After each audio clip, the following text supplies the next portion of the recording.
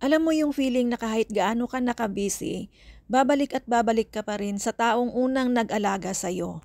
Sa likod ng lakas ni Ilyas, may dalawang taong tahimik na naghubog sa kanya, ang lolo at lola niya.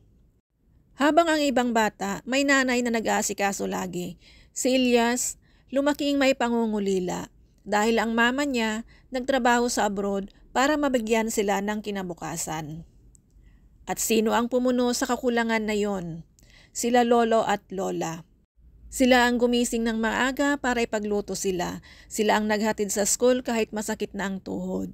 Sila ang sumalo sa lahat ng lungkot na dapat sanay sa nanay niya nararamdaman.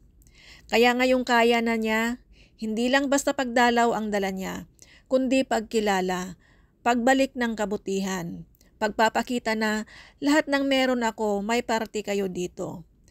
At bilang apo, tandaan natin, hindi habang buhay, buhay si lolo at lola. Pero habang andyan sila, may pagkakataon pa tayong bumawi at yun ang hindi dapat pinapalagpas.